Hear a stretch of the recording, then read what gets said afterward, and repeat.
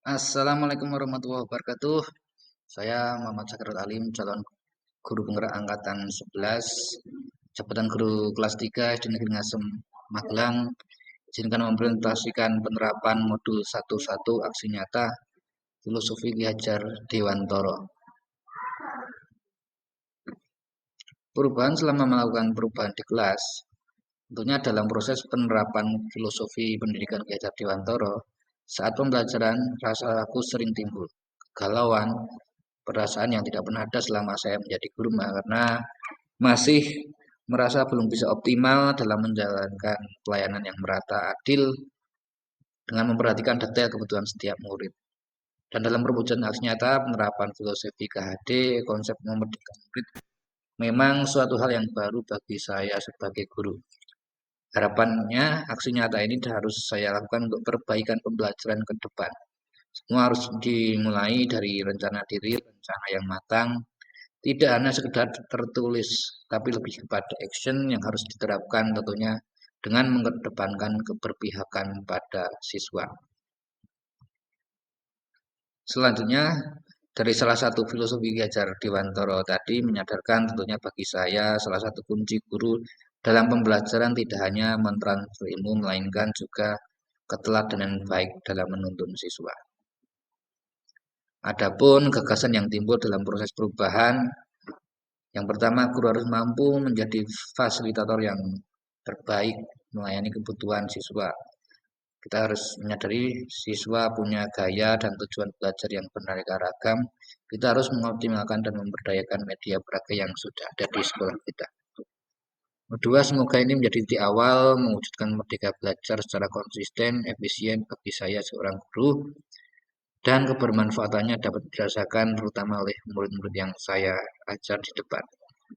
Yang ketiga, refleksi merupakan hal pertama yang harus kami lakukan karena murid saya ajak untuk melakukan refleksi terhadap layanan pembelajaran yang selama ini mereka dapatkan. Tentunya hasil yang diharapkan dapat mengungkap keunggulan maupun kelemahan diri saya sebagai seorang guru dalam memberikan fasilitas pembelajaran. Tentunya yang valid dalam melakukan perencanaan terhadap ilmu menuju konsep merdeka belajar. Semoga yang keempat, menerapkan dan mengutamakan pembelajaran yang berpihak pada peserta didik, tidak hanya berorientasi pada nilai saja. Selanjutnya, pengalaman praktik baik yang saya lakukan selama sementara mendapatkan CGP ini, melaksanakan perencanaan pembelajaran yang berbasis data. Tentunya merupakan hal yang sangat wajib bagi guru. Keraguan yang menjadi semangat untuk terus melakukan perubahan, setiap perubahan pembelajaran akan hilang telah mendapatkan latar belakang yang baik berupa data. Sehingga upaya untuk melakukan perbaikan diharapkan dapat sesuai dengan tujuan dan cara belajar murid yang beragam. Hal sederhana yang mungkin bagi sebagian guru adalah mudah telah menjadi kebiasaan bagi saya pribadi, merupakan hal baru dengan melaksanakan praktik baik dalam perencanaan ini.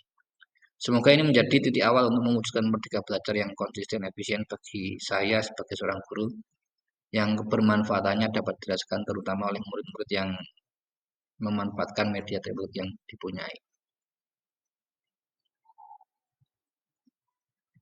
Di tahap perencanaan, yang pertama berkomunikasi aktif dengan rekan sejawat, kepala sekolah, serta komunitas belajar terdekat.